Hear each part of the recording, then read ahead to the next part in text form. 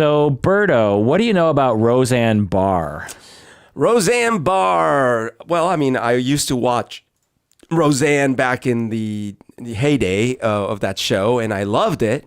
I really enjoyed it. I had a crush on the blonde girl, and I thought it was a very kind of human show, and I enjoyed it.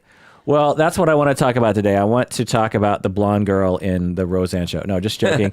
I want to talk about Roseanne Barr. I want to analyze her personality. What do you say?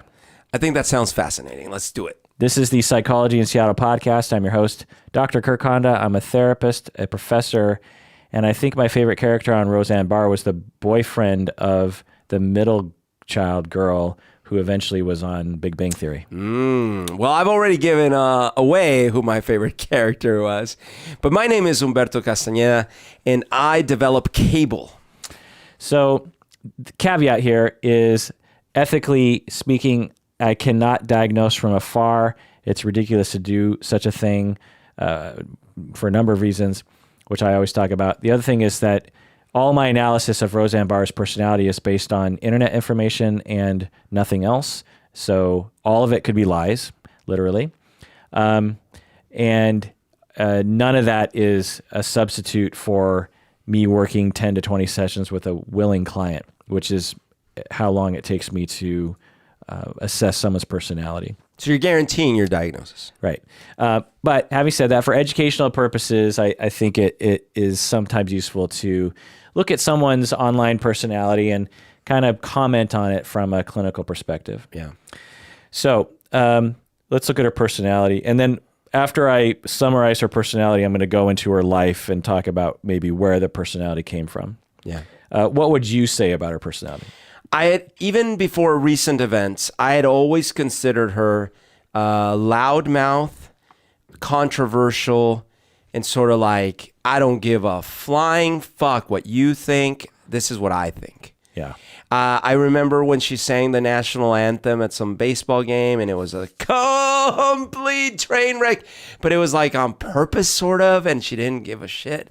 It was really weird. So stuff like that. And I mean, and to be fair, even her toned down persona in her show was sort of like the I tell it how it is kind of character, even though it was a much more, vanilla version of it. But yeah, so that was my impression of her. I also knew about her husband. What was his name? Tom Arnold. True Lies, Tom Arnold. I tend to like his sense of humor. And I always felt like, I remember like thinking, wow, how could he...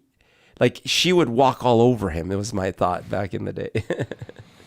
Yeah. So what do you think about... So I have it kind of categorized here. There are some people who would just characterize her, and I've thought this before too, is that, she seems crazy. They'll be like, she's mentally ill. I would have never said that. Oh, okay. But I mean, I could see how recently, based on some of the behavior, that could be brought up. I kind of had that impression, or at least that was the media. I had that impression that the media had that impression, she's off the hook. She's going crazy. And she and others are actually she had that recent tweet, right? Yeah. And she and other people are attributing that tweet to her quote unquote mental illness. Yeah, I heard that. Because the tweet was it's sort of racist, right? Or it was So I think that the usual Roseanne would have just kind of maybe come out and doubled down on it or whatever, but it sounded like she sort of walked it back and blamed it on the drugs that were due to the mental illness. Well, we'll get into all the different excuses she had about that when I go into the chronology of her life, but one of the things that she attributed to was mental, quote unquote, mental illness, which it's like, well, which mental illness, you know, because it doesn't, if you have anxiety, that doesn't make you tweet, funny things. So let's look at what I do think she has. So I don't agree with which is a ridiculous quote unquote diagnosis anyway, of her just being generally mentally ill. But I find that a lot of people will kind of characterize it. Like Tom Arnold even will say, like, you realize that tweet came from a woman who is quote unquote mentally ill. Yeah. And it's just like, well, which mental illness are you talking about? Yeah. So I complete speculation based on the very little that I know on the internet, is that she's on the spectrum of narcissism and histrionic personality. Okay. If you want to learn about narcissistic personality disorder and histrionic personality disorder, you can become a patron of the podcast and get access to my deep dives. Patrons of the podcast are the only ones who can listen to these deep dives. I go, several hours talking about narcissism and histrionic. But let me explain. So people with personality disorders are mistreated as a child, and she has talked about that extensively throughout her life, being abused by both of her parents, mistreated. And that results in her having low self-esteem and a lack of self. I've talked about that in other episodes as well. Lack of self, in a nutshell, is there's a critical period in our development as children when we learn who we are and what we are, how we feel. And when you're mistreated, you miss that to some extent. So it's hard to know how you feel, who you are, what you want. And so when you lack a self, it's hard for you to have any goals in life that are consistent, because you're more reacting to the outside world rather than to an internal sense of mission, if that makes any sense. Doesn't mean you don't have, because I think the term, self is sort of misinterpreted perhaps, because it can sound like, oh, you don't have a personality, or you don't, but it's really, they'll appear, in fact, in Roseanne's case, for example, full of personality and very specific about their choices, it seems like. Right. Some people who lack a self will actually adopt a gregarious self because they don't know what else to do. Right. So once we get into chronology of her life, I'll describe this, but she actually got early accolades in life for being on stage, being the center of attention, and for even being a little gregarious with herself early in life. And so this saved her self-esteem from the abuse. It's like you're abused as a kid, you feel like crap, you feel like you're worthless, you feel like the world is an unsafe place, and then you're given this platform, you're on a stage, literally, and all of a sudden you're getting all these accolades, you're getting safety, you're getting attention, you're getting love, you're getting self-esteem. And when that's the only way, for an average kid, it's like they feel loved, they feel safe, they feel paid attention to. Right. And, they also like to get on stage and get some attention that way. But when the only way you get love and attention and any sense of who you are as a person on the stage, then that solidifies a particular kind of personality, namely narcissism or histrionic. Then you have to interrupt every 5 seconds during a podcast to say something so your voice is heard. So that happened to her. Also, I'm guessing she found that negative attention is better than no attention early in life, because she seems to crave negative attention. That definitely seems to be. Yeah. So let's look at some evidence as to, this claim that I'm making regarding histrionic and narcissism. And by the way, regarding the negative attention, that was the piece that I was talking about when she sang the national anthem, is that most people, if you're like, I can't sing so well, or my voice is terrible, or whatever, like, you're not going to volunteer, or, if someone asks, like, do you want to come sing at this thing? You're not going to say yes, but you might if you actually don't mind the negative attention, or in fact seek any kind of attention. That, and when you suffer from narcissistic personality, and I'm not saying she has the disorder, my conceptualization is the non-DSM conceptual. We tend to be dominated by the DSM. It's just one book out of thousands. Personality, books that discuss personality, they don't talk about disorders. They just talk about spectrums and personalities. And so I'm talking about it in terms of that. When you have histrionic and or narcissistic personality spectrum, you are compelled to go on stage whether it's a good idea or not. Yeah. Like, if someone asks you to go on stage, you don't have a self to reflect on to say, like, well, is this a good idea? You know, you just like, oh, on stage, go. That's where you get love. That's where you get acceptance. Let's do this. Right. So the evidence is that the way she talks. So a lot of people will on the internet diagnose people like, oh, this person clearly has narcissistic personality disorder, or borderline personality, or psychopathic personality. And here's the thing. unless you're a clinician who works with these people day in and day out for decades, you really don't know what the profile is. And when you are an expert in the area, you actually can pick up on things pretty quickly. Like, for example, I can assess someone. When I first started in the profession, I was trained as a clinician. It took me, I don't know, half an hour, maybe 3 sessions to assess major depressive disorder. It took me a long time because I didn't know what questions to ask. I didn't know what the answers meant. You know, it's like, well, are you depressed? And it's just like, yeah, I'm depressed. So you're like, what does that mean? Like, you know, now I can assess depression within like 15 seconds. Wow. There are certain hallmarks that I have learned and mannerisms and phrases that people will use that it doesn't take much time at all. Now, major depression is much easier to assess than narcissistic personality. But anyway, the point is... funny, sorry, I can diagnose depression in 20 seconds because I ask you, and it takes me 5 seconds to ask you. Yeah. So the way that she talks is indicative of a profile of people on narcissistic and histrionic spectrum. I see. She just has kind of, even when she's just casually talking, she just has this way of speaking that comes from a place of look at me. Wow, I was going to tell you something. Yeah. I mean, I watched a lot of, in my mini deep dive here, I've watched a lot of interviews with her. And when she's just at home talking, she doesn't talk like that. She doesn't yell the whole time. Yeah, she's not screaming the whole time, which is something I want to point out. Is like, if you're just depending on like the few clips that sort of sneak through to you in the news, like that's not representative of who she is. I mean, my impression is just from the TV show. And, you know, she always kind of talks like this in the TV show. Right. So that's in the direction of her personality. But anyway, she has a pattern in life of look at me. And when we get into the chronology of her life, there's 99% of the things that she has done, I was unaware of. You know, she loves being on stage. Wow. She loves being in the spotlight. And so that's indicative of someone with narcissistic personality, histrionic. Now, just being on stage is not an indication of narcissism or histrionic. But when you are doing all these things and you end up shooting yourself in the foot a lot, right, which is the definition of these conditions, then we start looking at an issue there, and she does that a lot. I think you've said before that just because someone does something doesn't mean it's harmful to them. Right. Yeah. Yeah.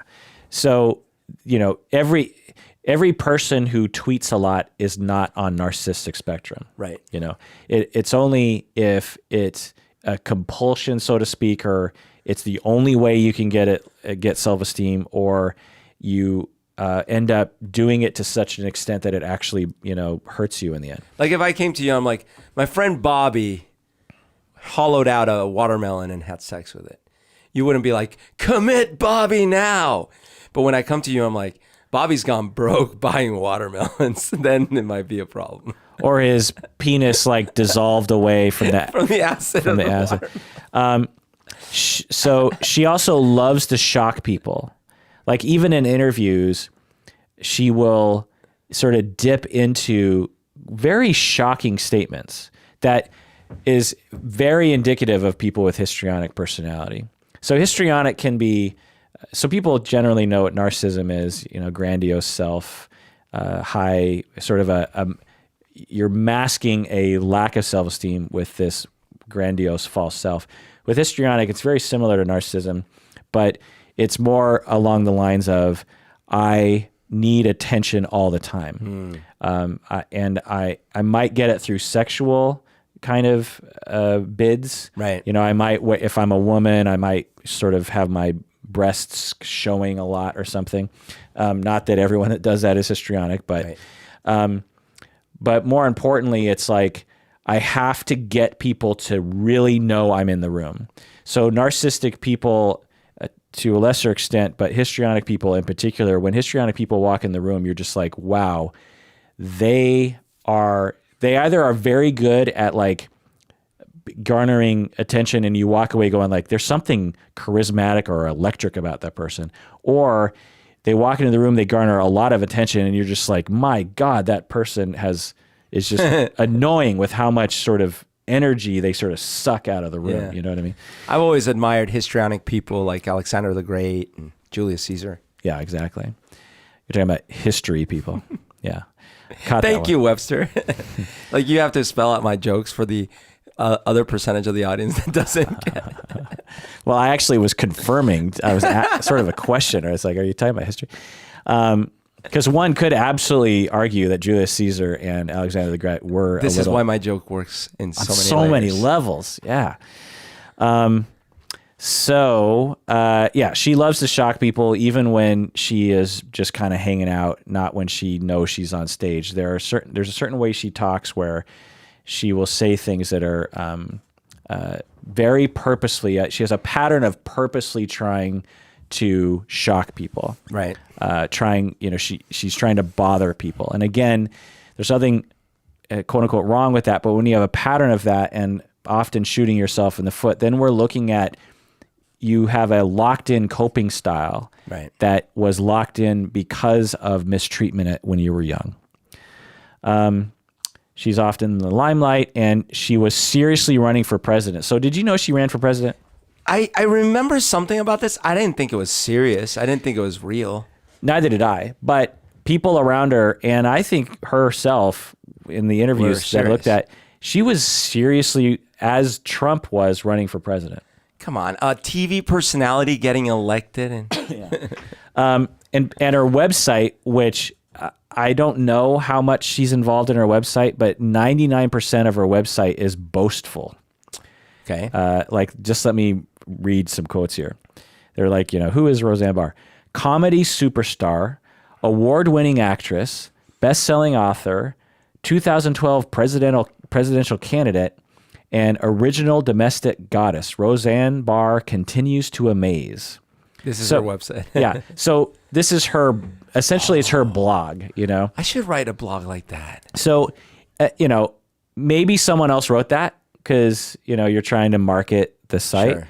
But I have to imagine she had something to do with the wording of it, I'd like to include the phrase "continues to amaze" in every description about myself going forward. Yeah.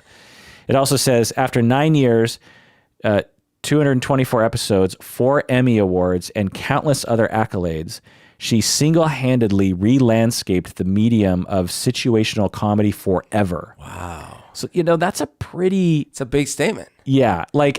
I don't think just a random person would word it that way. Do you know what I mean? That sounds like... Especially single-handedly, right? Right. Single-handedly re-landscaped the medium of situational comedy forever. Right.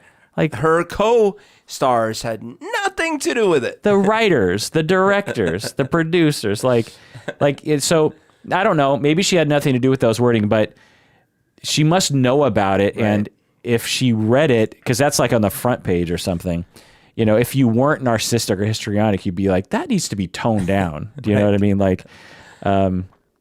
Anyway, so looking at my notes here. Oh, also, she loves to claim she has a lot of disorders. Like over the years, she's made a lot of what I would call kind of on the grandiose side of claims. I see. Now, I'm not sure. She might actually have all these conditions, but one of the things that she often talks about is she has multiple personality disorder or dissociative identity disorder.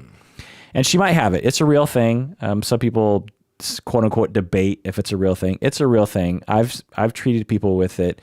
It's not the way it's depicted in, M. Night Shyamalan movies, for example. But it's a thing. And it's real, but she often will be bragging about it, right. On Joe Rogan. I think Joe Rogan asked her, so I heard you have multiple personality, and so you suffer from multiple personality. She's like, I don't suffer from multiple personality. I love the fact I have multiple personalities. Uh-oh. Was she like, I love my personalities? No, she doesn't do that, which would actually lend at least some evidence to it. But people with dissociative identity disorder, they don't usually revel in the fact that they have it. It's usually quite disturbing to them. That seems, it would be very disturbing. And they're usually quite shameful of it, Now, I'm not saying she doesn't have it, but there's a lot of people who, say you're histrionic and you're narcissistic, and you've learned that the only way you can get attention is by alarming people around you. Yeah. And you kind of feel like sometimes you're different people, you know, because sometimes you just fly off the handle, and sometimes you're calm, and sometimes you're happy, and sometimes you want to kill yourself. Right. You could interpret that, and I've seen people do this. They'll be like, oh, I have multiple personalities. But when I really go through, an assessment, which could take a long time, because what's the difference between a part of yourself that gets angry and an actual other alter? Because, there's a kind of a fuzzy line there, and you have to rely on the client's assessment of that, Totally. self-report. So they could, they could report it as, oh, I am a completely different person when I'm in that state. In fact, I have done things while I'm angry that I don't even remember. That kind of sounds like dissociative identity disorder, but it could also just be the way they're framing it, or they're, so I don't know. I haven't assessed her, but the way she talks about her dissociative identity disorder sounds more histrionic than it does dissociative identity disorder. Like the Hulk has dissociative identities. Actually, I've never thought about that before, but that's absolutely true. Another thing that I think she suffers from is what I'm going to call magical thinking. It's not really the same thing, but she had early experiences with Judaism and Mormonism. Did you know she grew up in Salt Lake City? What? Yeah, I'm going to get into the chronology on that. That's incredible. So I'm going to describe that later, but I think she, because of her early experiences, kind of bizarre experiences with religion that were very over the top. Yeah. She developed, I think, a personality that is, and I've seen this before, and it's not in the DSM, and it's rarely talked about. People like this will have a lot of kind of weird conspiratorial or religious type thinking in their adult life. Yeah. And they're really quite rigid about it, and it's sort of impervious to data that people will throw out to them. Do you know any people like this? Yeah, definitely. Right. And did they grow up in a weird religious environment when they were young? Some of the people that I'm thinking of, definitely. Right. Yeah. So, imagine you're 4, 5, 6 years old, and half of your world, or more even, is just dominated by demons and angels that are around. And, your mom might even say, I was possessed yesterday. It gives you a very different sense of the world. Right.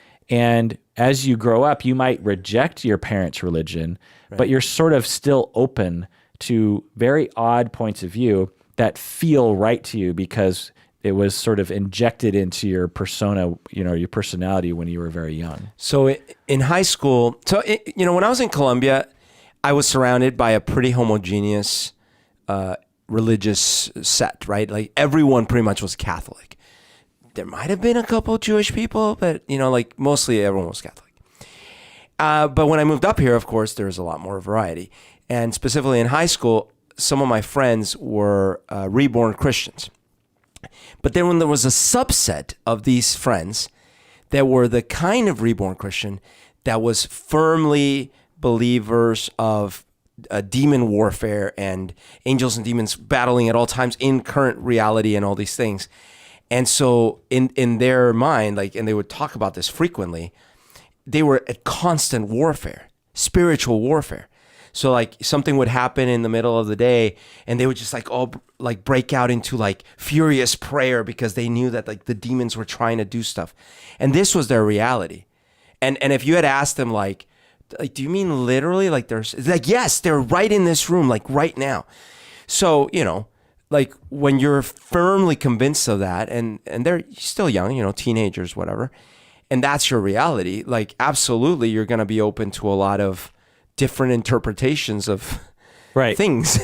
So my hypothesis and my observation is you take that person who has who had a lot of neurons firing in that realm growing up, and let's say they grow up and they're just I'm not into that anymore. But then they start hearing about Illuminati. Right. It has nothing to do with demons stuff, but it fits a certain comfort zone in their psyche. Right. That other things don't, believing in what you see, believing in concrete things, hard science. Doesn't feel familiar. Doesn't feel familiar to them. What feels familiar to them is, things you can't see and things that are actually even rejected by scientists, And I've seen this, I hadn't ever thought about it until I did this mini deep dive on Roseanne Barr, and that it's like, you can actually have a personality, and I know researchers have actually looked into this sort of, that is open to odd beliefs, is what I'm going to say. I'm not going to say they're wrong. I'm just saying they're out of the norm, And I think she actually suffers from that, given her history, which we'll get into in a second.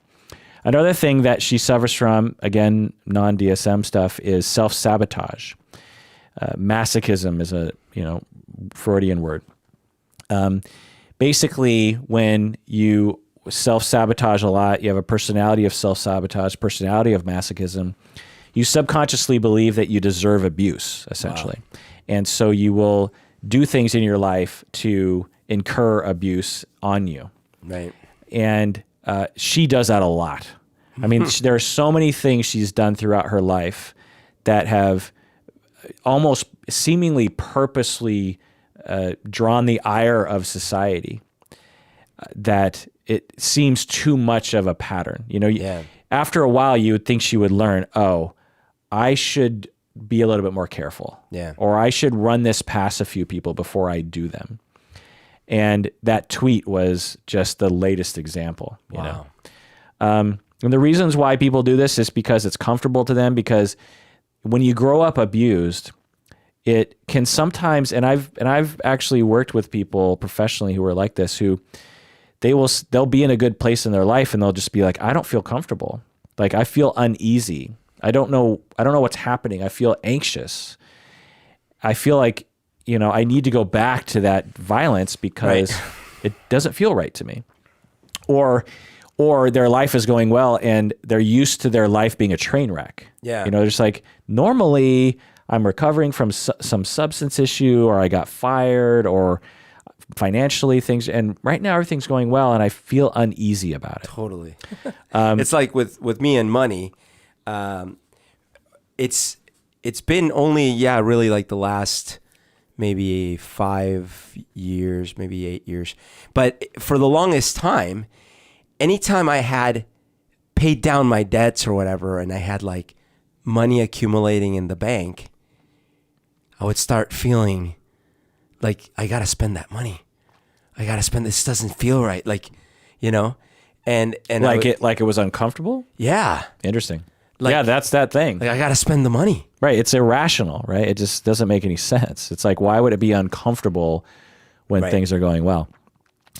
Because when you have a deep-seated belief that was taught to you when you were young, that you are a piece of S, then you, when your life is going as such that you're not a piece of S, then you are like, something's out of whack here. Yeah, it feels foreign. That's not right. Yeah. This is all subconscious. I should feel like, I should feel worthless. Right. So what's going on here? Well, then you subconsciously self-sabotage, and then you're like, okay, now I'm in the comfort zone. But consciously, you're like, well, this sucks because everyone hates me. I see this sometimes when I try to compliment some types of people, it's so obvious they really don't like compliments. And I don't mean just like women, like men or whatever. It doesn't matter. It's like a certain type of person, and I'm imagining it has something to do with their upbringing, personality, all these experiences, because it's like, it could be a thing like, that speech you gave was really good or something. And it's like, oh no, that was terrible. Right. And, there's a difference between the sort of perfectionist, like, oh yeah, it was okay, but I really need to still work on this one section. But it's really more like, it's because you're giving a compliment. The reaction is, oh no, that was horrible. I used to struggle a little bit with this, in that I would have this mix. Like, I remember when I first started playing shows, I would have this mix of like, after I was done playing, I was so longing for everyone to come and tell me how amazing it was. And I was really stressed if someone wasn't coming up. But as soon as someone would come up and say a compliment, I would immediately be like, oh, no, like totally dismissive, you know? And if someone, and you know, many people didn't come up or say anything. Some people might even like come up and give me criticisms. I was like always internally like, oh, why is everyone not adoring me? Like, this sucks, right? But again, if someone was trying to give me a compliment, I wouldn't react well. And I remember I started noticing this in other people. And when I saw that, it felt so bad to give compliments to someone that didn't like take them graciously, that I started changing how I would react to a compliment so that it wouldn't feel that bad. Good. What you're describing more is the narcissistic spectrum, actually, than the self-sabotage spectrum. You know, the one, the compulsion to get up on stage.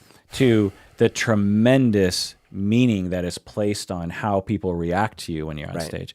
That your entire being is dependent on people not only just kind of liking it, which is like, you know, you play, you write songs, you get a band together, you play on stage. What's the chance that everyone's going to be like, my God, that was the best show I've ever seen in my life. I know this is your first show. Yeah. And I know I've never heard your music before. And I don't even like rock that much, you know, like, but my God, that was amazing. And the shoot yourself in the foot part comes in because you're so needing it. And you're also so embarrassed about needing it that when someone actually gives you a compliment, you kind of blow it off. You're just like, oh, well, whatever, you know, it's fine. Yeah, exactly. You know? And it's that, and maybe also internally going like, that was terrible. Yeah. So like, if anyone not literally, but subconsciously, like if anyone compliments me, they must be morons because that was terrible. Right. So that's a good description of the destructive side of narcissistic spectrum. You know, people often think, oh, he's so narcissistic. It's just like, well, if he is truly narcissistic personality, then he is truly suffering in the way that you were talking about. Right. So let's take a break, and then when we get back, let's continue talking about Roseanne Barr. What do you say? Let's do it.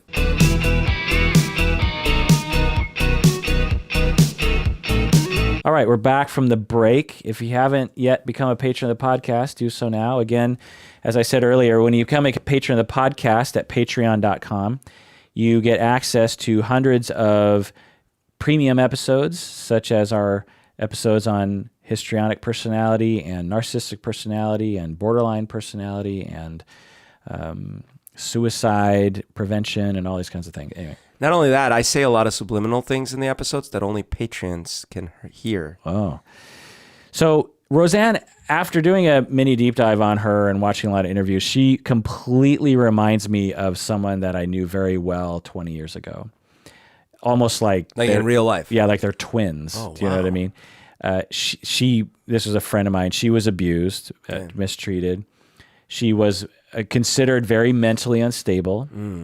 She loved to shock people. I think she still does. She would just say the most outrageous things and kind of get away with it a lot. And people just knew her. Some people are actually kind of scared of her in the same way that you could imagine some scared of Roseanne. Yeah. Yeah.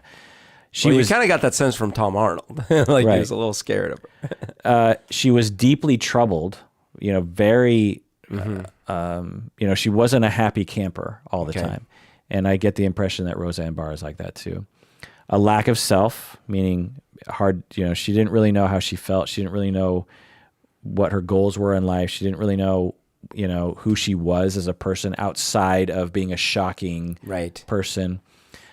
She was a little narcissistic, a little histrionic.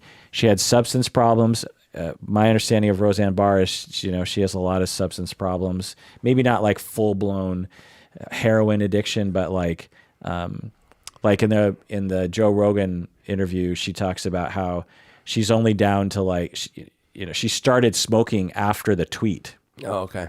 And that's, you know, that's interesting, right? It's right. I mean, I had heard that she was on some medication when she did She was on Ambien, which we'll get into in a bit. But she talks about starting smoking because of the tweet. So that tells you you're sort of oriented towards substances to soothe yourself.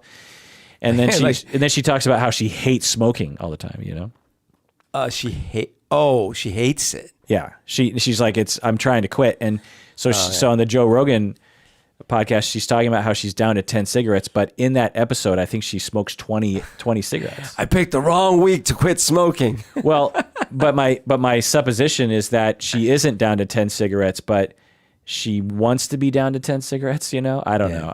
Again, total speculation. But anyway, she totally reminds me of this friend I knew.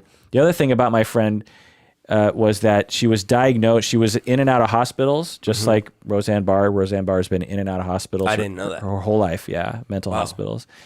She's been diagnosed with many things. Like mental illness? Yeah, like bipolar, borderline PTSD, dissociative identity disorder, psychosis. And I remember the clinicians had a really hard time pinning it down. They're just like, because it's a weird situation to have bipolar and borderline. It can happen sometimes, but it's like you usually just have one or the other. Oh, interesting. And so but my friend was diagnosed with both. All of the above. And I didn't see any reports of Roseanne being diagnosed with borderline, but she's diagnosed with several, dissociative identity disorder, bipolar, a lot of different things. And so, and yet when you look at her, she doesn't really seem to exhibit that kind of thing, Interesting. Because bipolar is really quite specific. Mania is a very specific condition that isn't just like you're going crazy. Like it's very specific. But anyway, so the thing that I bump up against is like, well, what DSM label does this fit? And the thing that I just resolved to is like, look, not every human being fits easily into the into the DSM. Right. And my friend didn't, and I don't think Roseanne does either. So, again, it's all a matter of what coping style worked when she was a young child. And I suspect that that she endured a lot of mistreatment growing up. She actually talks about that. And she evaded the mistreatment and gained love and attention by being on stage, by constantly seeking approval. That's another part of the narcissism and histrionic, is that you're not just wanting to be on stage, but you are desperate for approval. And the way that you talked about, you weren't just wanting to be on stage to perform. Like a big part of that was like desperation. Tell me I'm legitimate. Yeah. Tell me I'm worth something. Right. You know what I mean? And a bit overblown again, because it's like, who goes to a show and it's just like, man, that singer is he is worthwhile. Well, no, and more than that, like everyone should stand in a line and come up and tell me that and greet me. And Right. I suspect also that she got a lot of attention for being opinionated as a child, which we'll get into in a second. And also, I think she coped with the maltreatment and maybe social issues growing up by not worrying about what other people think about her. By just being like, I don't care what people think. That's a very common child thing that I've seen in children that go through mistreatment. It's like, I don't care what my parents think. They adopt that as they absolutely care, but they adopt that facade because it protects them. And I think she has that. And so growing up, she has these defenses. It sort of solidifies it. And then, when she's not stressed as an adult, things are fine. And she seems totally stable. And a lot of the interviews I saw, she seemed totally stable. Like nothing abnormal, nothing, strange. Part of the Joe Rogan interview was like that as well. She might have some weird beliefs, but a lot of people have weird beliefs. Not a big deal. But then when she gets stressed out, she regresses to that childhood coping style, which is to be outrageous and to be kind of a know-it-all, to be stubborn and to say things like, I don't care what people think, and be very cold to people. So I think that, I hope that is that a good description of her personality? I think so. I mean, it seems like, from my cursory understanding, it seems right. Now, again, pure speculation based on limited internet data. There are probably people listening to this episode that are actual, like Roseanne scholars who have watched every interview and read her autobiographies, and so who knows. Okay, so let's go through her life, and you can chime in here. So, 1952, she's born into a Jewish family, oldest of 4 children. Her mother. Wait. But she grew up in Salt Lake City? Right. Jewish family in Salt Lake City. Weird. Her parents were working class. and one of her grandmothers was actually a devout Orthodox Jew. By the way, isn't it terrible that the class is called working class? Yeah. Like, like the implication being like, oh, they have to work. Yeah. Right. Yeah. So Salt Lake City. So I'm going to read some passages from her autobiography about her childhood. So when they lived in Salt Lake City, it seemed like she was pretty close to her mom, and her mom was really afraid of the Mormons. And so they would hide their Jewishness. Okay. And she got Bell's palsy, some kind of condition on the left side of her face, and it was like numb or like a stroke kind of thing. And she wrote, "My mother called in a rabbi to pray for me, but nothing happened. Then my mother got a Mormon preacher. He prayed, and I was miraculously cured." Whoa. So her mother thought this was a sign that they should be Mormon. I see. So when my face became healed, Mother accepted it as a sign from God that the Mormon faith was the one true religion on the face of the earth, and that she and I should join it. But she was afraid of the wrath of her own mother, who was an Orthodox Jew. And so there was a compromise. Friday, Saturday, Sunday morning, I was a Jew. Sunday afternoon, Tuesday afternoon, and Wednesday afternoon, we were Mormons. What? So after I learned about my people being murdered in every country but America, she's talking about Jewish people being murdered everywhere, I could then learn about my new forebears being persecuted in Illinois, New York, and Utah, because Mormons were persecuted. And this made for me a complete and well-rounded feeling of paranoia. Oh, wow. So she's joking about it, but I think that is abusive. She is, at this point, she's a young child. Yeah. She's like 3, 4, 5 years old. She's internalizing these notions that her people are being, she's writing that she knew that as a young child. Yeah. That she knew that her people were being killed and persecuted, Mormons and Jewish, and from all sides. And sort of being asked to split between two faiths and two realities, you know? She said that her father sexually abused her early when Roseanne was younger, and then more recently she said that he didn't sexually abuse her, he emotionally abused her. So I don't know the story on that, like I don't know how she was convinced for so long that she was being sexually abused by her dad, and then later to say no. I don't really know the story on that. But again, that's some of that hinting of histrionic. So I don't know, a complete speculation, but I've seen this before. You're 30 years old and you feel, upset. You're kind of unstable. You have some emotional issues, mood issues. And you know that your dad was emotionally abusive and distant and not a good person. You have bad memories about him. And then someone comes along and says, like, you might have been sexually abused. Right. And you're like, yeah, that fits right. That fits. Yeah. And you don't really go down the road of really kind of making sure. And you're like, yeah, I kind of remember this and that. And then without thinking about it much, you just start telling everyone he sexually abused you. I have no idea if this is Roseanne's case, but I have seen histrionic people do that before because it serves them, right? It's like, it's much more attention getting to say I was sexually abused than I was emotionally abused. Now, people are actually sexually abused all the time, and it could be Roseanne. I don't know, but it's just one thing to think about. Especially the fact that in more recent interviews, she's saying, no, he never sexually abused. I know I said that before, but he never sexually abused me. It's like, how could that come out? Now, that could be part of our dissociative identity disorder as well, because you can get kind of messed up about details. So it could go either way there. Like, he could have, and now she's like, no. Or Right. Yeah. Right, exactly. So here's where the narcissism and histrionic really become solidified. So age 8, she... and this sounds just so weird to me, that she gave speeches for youth at Mormon churches around Utah. That sounds right, though. Like, in a lot of these hardcore religious communities, they incentivize the kids to get involved. And if they find a kid that speaks well, they leverage the hell out of them. 8? Yeah, there's all these videos on YouTube of little young preachers that, like, imitate, like, the big fiery preachers and stuff like that. And they're so beloved by their communities. Wow. And I remember even one clip of one of those Maury Povich or one of those shows where they had one of those kids on. And, you know, the host was trying to say, like, do you really understand what you're even talking about?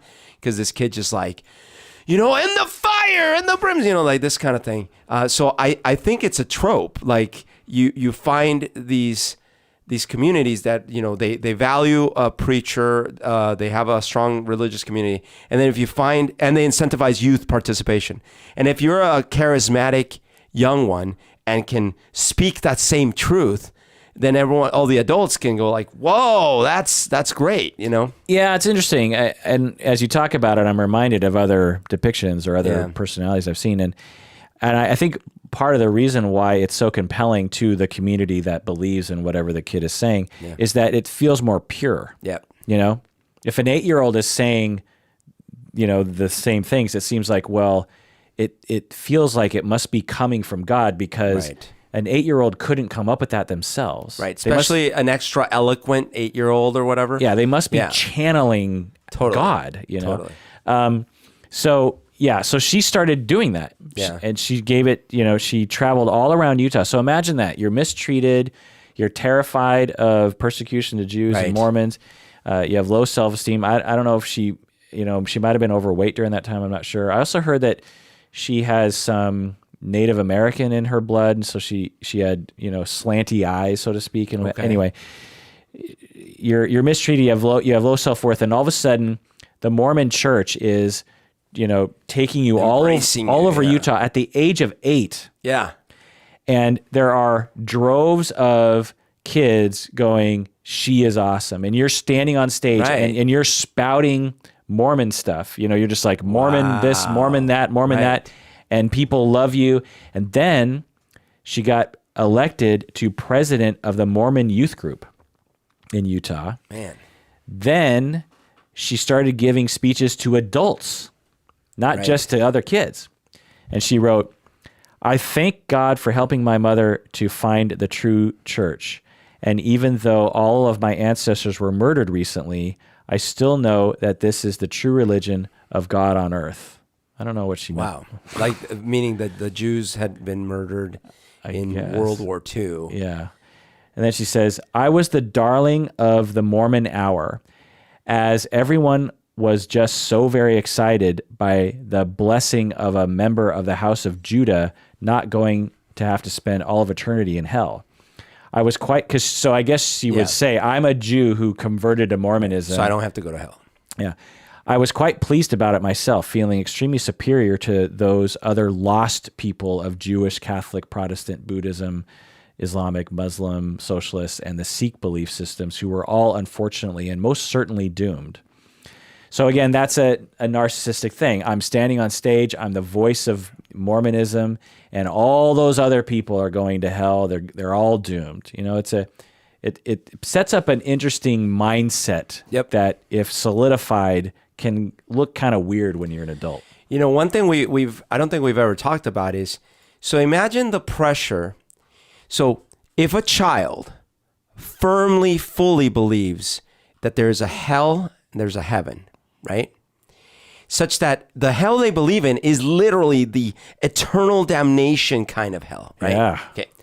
Now imagine that child has a close relative, let's say a dad, who is an atheist. Yeah, or doesn't go to church. Right? And so imagine the pressure that child would feel to somehow save that parent. Yeah. That was what I felt about my dad. Yeah. Because in my mind, all the way till, I don't know, my mid-20s or something, I was always like, how do I save him? Maybe if I could just give the right speech. Maybe if I could just, you know, I have to be able to save his soul. But I started as a little kid feeling that way, you know, like, oh my gosh, my dad's going to hell. Right. That puts a lot of stress. You know, let's make a different analogy. Let's say that you live in a war-torn country and your father is a sergeant in the military. Yeah. And every time he walks out the door, you're worried he's going to get killed legitimately by some conflict. That's going to put stress on you. That's going to have a traumatic effect on you. Yeah. That's the same thing. You know, you're taught and as a child, you don't really have the ability to kind of think, well, you know, maybe God has a different plan, or, you know, you're a black and white thinker. You know, this person's going to, for eternity, going to be burning in hell. Yeah. And how much stress that would put on you. Yeah. Yeah. So fast forward to her teenage years.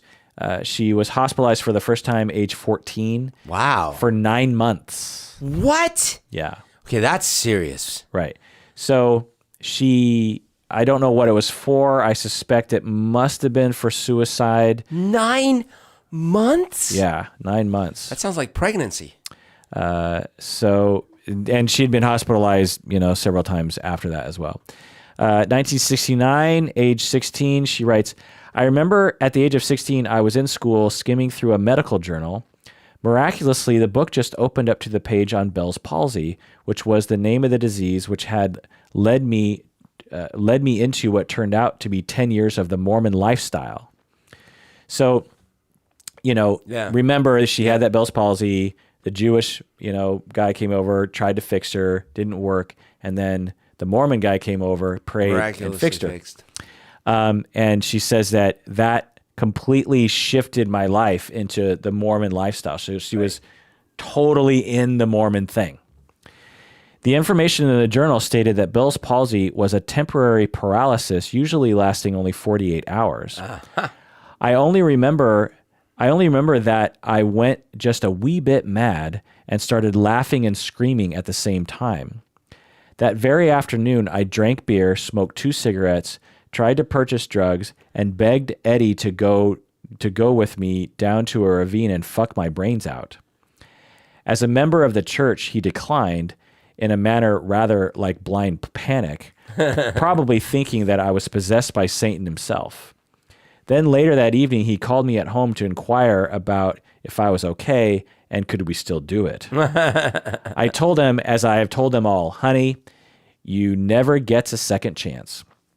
So this kind of illuminates her funny way of writing. But, you know, if you really look at this, she is terrified by this condition of her face going numb. Right. Her mother is a Orthodox Jewish person, thinks, you know, God is involved somehow. Jewish God doesn't help. Mormon God helps. Throws him into 48 hours later into this totally, you know, bifurcated life of Mormonism and secret Jew, you know, because she's still 3 days a week Jewish, and her dad was presumably completely Jewish. Right. She becomes like a famous poster child, literally. Yeah, famous Mormon youth for 10 years in Utah. She comes across this medical journal, and it's like because I bet, you know, in her speaking around Utah, she's like, the Mormon God saved my face. Right. You know, a Mormon man prayed over me and God saved me. Yeah. And that's what, you know, I was like Paul with, you know, the scales falling from Saul with the, you know, the scales falling from my eyes. And then all of a sudden she reads this journal and she's like, it would have gone away regardless. Yeah. Everything is a lie. That, you know, what else is a lie? Right. And because of everything that's pent up inside of her of rebellion and anger and mistreatment and, you know, worthlessness of being abused and mistreated and injected with lots of scary things, she says, I went a wee bit crazy and I started laughing and screaming at the same time. And I ran away and drank beer and smoked cigarettes and tried to get drugs. And I, you know, begged a guy to, you know, go down to a ravine and quote unquote, fuck my brains out. So, you know, that's an interesting response, you know? It's not like, oh, that's interesting. I mean, this is someone who has issues, right? Yeah. That are being tamped down temporarily by very thin barriers. Yeah, the dam is not strong. Right. There's a lot of pressure down there of worthlessness and anger and rage, probably. And a thin veil of Mormonism was just barely holding it down. And then that burst and like everything came out. Later that year, she was hit by a car and she had a traumatic brain injury. Wait, what? Yeah. And oh my God. And again, this is the pattern. So, the woman I knew 20 years ago very well. Yeah. It was a very similar story. It was like, oh my gosh, everything bad that could happen to someone did happen to her. That's incredible. And, it's hard to know if it could be bad luck, but I think it's also just like when you are self-sabotaging and histrionic, you kind of put yourself in a lot of dangerous situations. You don't watch who's coming down the road and you just cross the street. Yeah. And they said, I don't know, it was reported that after the brain injury, her behavior changed. So it's like, is that a factor in her issues? But again, we don't need to look to that as the sole reason. There were already a lot of clues. Yeah. I did hear that, though. I didn't remember that. I had heard that she had some sort of car accident or something, and that had affected her. Yeah. While she was in the hospital, I don't know if it was for this one or the last one, but she had a baby and it was put up for adoption. So that's a pretty big trauma, Wait a minute. I was joking about the pregnancy thing. I know. But yeah. So that's a pretty big trauma. You're a young woman, a teenager, you are pregnant. Yeah. That's a big deal for 9 months. And then you give birth and then the baby just goes away. That's going to take a toll. She moved out. She became a stand-up comedian. Fast forward to when she's in her 30s. She's on the Johnny Carson show. Then she's on Letterman. And then she was, she was starting to become kind of a known woman stand-up comic. And her whole thing was the domestic goddess thing. Oh, what was that? She was, her stand-up comedy was, her shtick was that she was a housewife who would make fun. It was like her Roseanne character on the TV show. Okay. She would make fun of men and she would talk about how crappy her life was because it was that kind of shtick. So that led to the Roseanne. Right. So the Roseanne TV show was at least partially based on her stand-up act. But before she was on Roseanne, she was offered, what major TV show of the time role she was offered, which makes total sense to me. Roseanne, major TV show? Late 80s. Oh, like the growing, what is it? No, it's The Facts of Life? Or? No, it's a similar show to Roseanne in a lot of ways. Oh, another family show. Yeah. Like Family Matters or... No. Growing Pains. Married with Children. Married with Children, of course. So I don't know if that's false, but I read that she was offered. That would have been totally wrong, but that would it would have been different. Yeah, very different. But interesting to think about, But because she would have dominated the, she would have sort of dominated the scene. Yeah. But think about Roseanne Barr and what's his face, Al. Al going head to head. It could have been an interesting show. Although Peg Bundy was, she was perfect. She's iconic, and she's the voice of Futurama. But she turned it down, which is interesting. Yeah. She was offered it, and she's like, no. And then she wanted her own thing. I think that's part of it. She did an HBO special, and she got an award for that. Then in 1988, the Cosby Show executive producers wanted to make a sitcom about a working class family. Oh, there you go. So this is interesting, right? Because they have a black rich family. Right. Now they're like, oh, we want a white working class family. Yeah. So it aired in late 1988, and how long do you think it took for this show to become popular, Roseanne? I feel like it was popular by the time I was here, so at least no more than 2 years, maybe just 1 year. Right away, it was an instant hit. From episode one, it was it was a huge... I'm not surprised. I moved up at September 1990. Oh, no, wait. But even before that, I had been for vacation in probably 88. But I feel like I didn't really watch it till I had moved up here, and it was huge. 1990, it was very huge. I didn't really watch the show that much. I was, 17 at the time and wasn't really watching TV. Yeah. It's sort of a black hole for me.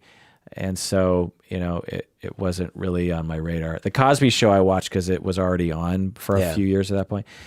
So first season, it rocketed up to number 2 behind which show? Number 2 behind The Cosby Show. Right, behind The Cosby Show. What do you remember about this show? So John Goodman was, I really loved him. He was probably my second favorite character. So, it was her, him, their 2 daughters, and her sister. And the son. That was later. No, it was right away. Really? Yeah. Okay. He was a little boy. He wasn't he wasn't involved I much. barely remember him. But I recently watched the first episode, or today I watched the first episode. Oh, okay. Yeah, man, I spaced on that.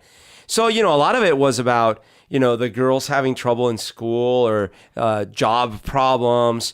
And Roseanne and John Goodman, they would have arguments, but it was always they had like a dynamic that worked because like they would like resolve them, and like they would work through them. And so there was never any like really re-traumatizing kind of scenes between their domestic interactions.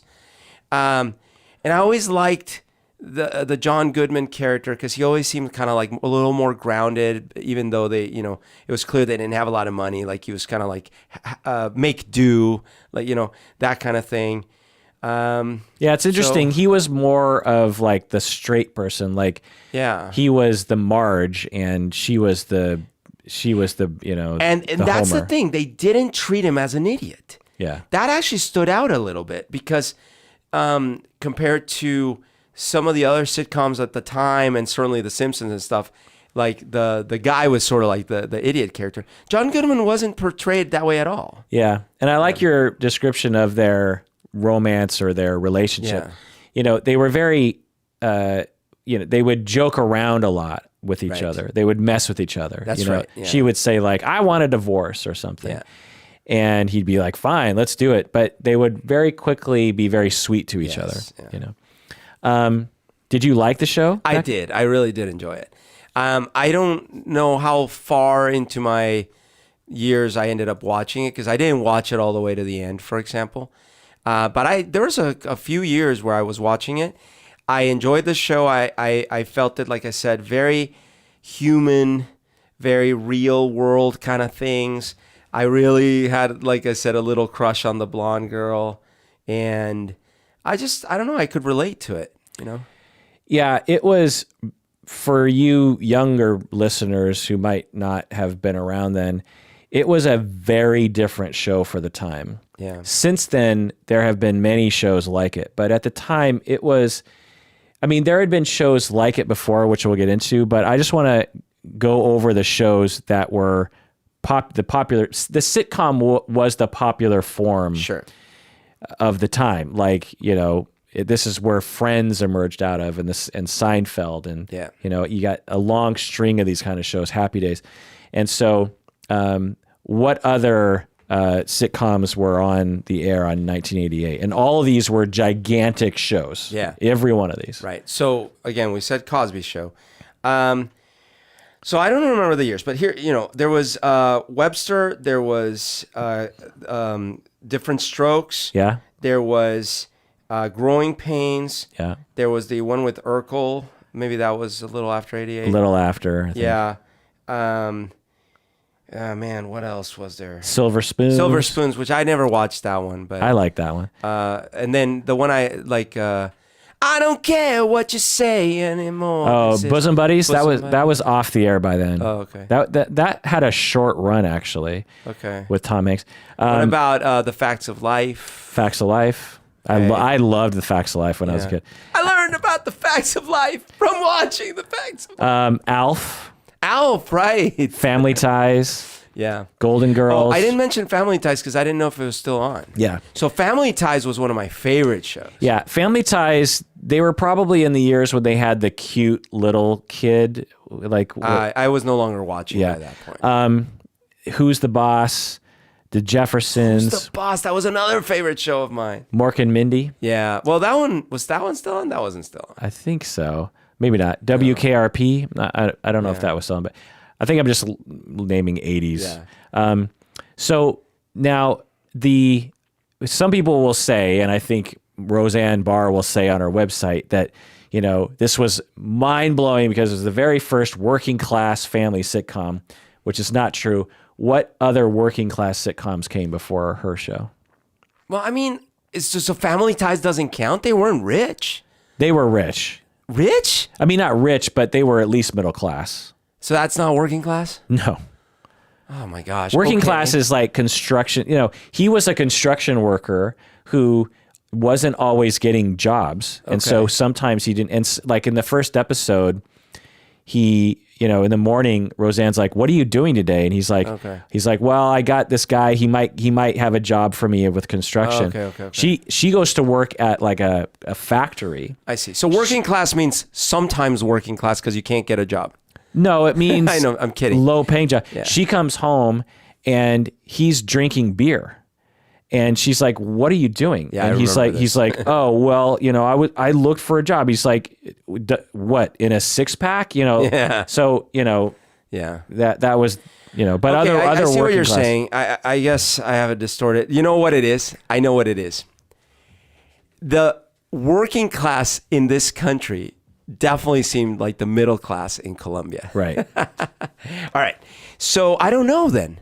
Because everything I can think of, like Different Strokes, he's like rich. Well, I'm talking about like before. So we're talking early 80s, 70s, even going back. The Flintstones. Yeah, exactly. That's one. Okay. Flintstones is they were Honeymooners. Honeymooners, absolutely. That was the very first. Okay. Archie Bunker. All in the Family.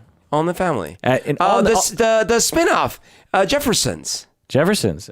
Well, actually, Jeffersons, they weren't working class. They were moving on up to the top. I don't know. That great apartment in the sky. They were, you know, he had a good job. Oh, I didn't know that. Yeah. Well, so wait, was that the spinoff of Archie Bunker? It might have been. It might have been. Okay. Oh, no, Sanford and Son. Well, what about that one? Yep, that's working class. Obviously, there was a junkyard. Right. Yeah. But class wasn't that much a part of that show, if I remember right. Yeah. So you're getting a lot. Laverne and Shirley. Good. Laverne and Shirley. Rest in peace, Penny Marshall. Okay. Chico and the Man. Good Times. Good Times. Alice. She worked at a diner. Taxi. Okay. Fat Albert. And Married with Children. So those are all working class shows. But there was something about Roseanne that was particularly highlighting of the working class nature. Sure. It was a frequent theme, and it was almost like a political statement on the show. Well, and I would say you cannot ignore the fact that in a lot of those other shows, the actors and actresses looked like people on TV, whereas in Roseanne, they looked a little more normal and like you looked around the country and you're like, oh yeah, that looks like my neighbors and stuff like that. Yes, exactly. Yeah. And other working class sitcoms have come after, like what? The Simpsons. Did I already say The Simpsons? Yeah. Family Guy. I mean, he works at a beer company and gets fired many times over. Does she work though? No. Okay. No. They don't seem working class to me, but okay. Yeah, whatever. Working class sitcoms. I don't know. King of the Hill? Sure, yes. King of the Hill. Yeah. King of Queens? I never saw that. Bob's Burgers? Everybody Loves Raymond. No? I don't think so. Probably not. Superstore, which I love. So Superstore is about, it's like a Target, department store, and it's called Cloud9. Okay. And it's all about the workers. Oh, okay. And there are, episodes where, their lack of money is an issue. It's an issue. Like this is like, I can't afford that. And Atlanta is also working class. So what's the cultural importance of Roseanne and its legacy? What do you think, Berto? I mean, I do think that even at the time, there was this sense like, okay, this show's not as polished and as TV as other shows, and that's relatable. I remember that. So I think that in some ways, sort of a precursor to reality TV, like it wasn't reality TV, it was scripted, but you could then see like, oh, it's okay to see like everyday people in everyday situations. Yeah, and Roseanne was a massive part of that. Like the way she acts in the show seems so genuine. Yeah. Even compared to John Goodman, I would say. It feels so real. Like when she laughs or smiles or has a smirk, you feel like she is genuinely feeling those feelings. Right. So, that was a big deal of it. In fact, her laugh was part of the intro. Yeah, the intro. Yeah. Even that intro, like, I think John Goodman improv'd, he comes up around from behind her and kind of puts his face in her face. And then she's sort of surprised and like pushes his face away. And I think that, you know, that was all just kind of off the cuff. When this was at a time when sitcoms were strictly by the script. Right. And they didn't have the big rock singer singing the theme song, you know? Yeah. Everywhere you look, da-da-dee-da-da. Yeah. It was like, it's a blues song, you know, like you're down on your luck. Yeah. If you would, when I first started going into this episode prep, I was like, yeah, you know, Roseanne is just one of those shows. But I think that's a product of the fact that I was in that age zone when I wasn't really watching TV and wasn't really paying attention to stuff. But when I actually look into it, I think it had a pretty big cultural importance. I think it's less so than what's on Roseanne Barr's blog that describes, but I think it's a pretty big deal. And because other shows about working class families, you know, they had existed before, but I don't think any of them had really made, you know, messy working class families feel heroic. Yeah. Like, this family was messy. The house was messy. They dressed messy. Yep. They looked messy. Yep. You know, the casting of especially that middle child, the girl, you know, she has a messy way of talking. Her hair is messy. That's what I'm saying. These people didn't look like normal TV stars. Right. And they looked like they were plucked out of regular life, you know, in some ways. And it still made it heroic. It felt, I mean, heroic is kind of a funny word, but it felt like these are good people. They have integrity. They have honor. And also it sort of attacked a lot of political issues, you know, like how hard it is to find work. Yeah. How hard it is to be a parent and work. Because, you know, both the parents worked and they're, you know, in the first episode, she's called into school and the teacher is like, you know, your kid is slipping grades a little bit. Are you spending quality time with him? You know, and there's a beat and Roseanne's like, so we both, I don't know, she says some joke, but we both work and we have a lot of kids. So where's the room for that? Right. You know, and the teachers, you know, she's sort of cast as this privileged, she probably doesn't even have kids kind of a thing. And so, you know, it went after a lot of things like that. The episodes went into how small things can totally ruin you financially. Yeah. Like in the first episode, the oldest girl, the girl you had a crush on, her school bag had something wrong with it. And the parents have a conversation about like, well, what are we going to do about this? Right. You know, middle class people, they just buy another bag. Yeah, I remember that. I remember that actual episode. By the way, I think she reminded me of Elizabeth Shue. Interesting. Oh, the sister. That's fine. I encourage you to look at pictures of her again and tell me that again, because she looks kind of goofy in my eyes. I'm sure she does, but at the time. Yeah. The characters are proud but humble on the show, it seems. They're assertive, you know, but loving with each other. Yeah. It's kind of revolutionary to have, you know, plus size main characters, you know? I mean, they weren't just kind of plus size. No, they were big. Yeah, they were. They were Disneyland McDonald's. It's sort of a feminist show. You know, Roseanne had a lot of power in that household without it being like diminishing to the husband. It was focused on her, you know. And that's part of what I was saying earlier, which is that is incredible because they managed to have such a strong female presence and not turn the guy into the blubbering fool. Right. And it came at a time, which I do remember very vividly, that the 80s excesses were coming to an end, you know? You know, it was sort of like a awakening for America of like, okay, we've tricked ourselves into believing that we're all rich and famous. Yeah. And like, you know, Patrick Bateman. And really, most of us are like this. And there was sort of a decline in the economy and stuff. And so it sort of coincided with that kind of thing. During the first season, she fought with the producer. She wanted more control, and she boycotted shows. And there were episodes where she was actually just written out of the show because she wouldn't show. She's like, I'm not coming this week. You know what I mean? What? Yeah. And she got into a fight with ABC, and ABC actually gave in and actually fired the producer. She wanted the producer gone. She hated the producer. It was basically a fight over control over the show. And the producer's like, this is my show, and I hired you to be on my show. And she's like, the show's called Roseanne. Yeah, and she was claiming that the show was completely based on her stand-up routine. Right.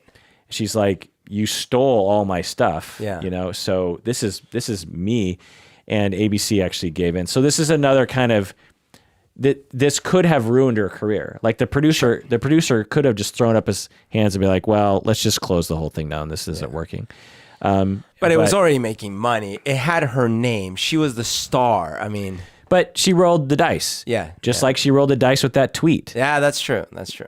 She had the show again. It had good ratings, and she had Donald Trump behind her, and she rolled the dice and, shot herself in the foot. Different time. Do you know the famous writers of Roseanne?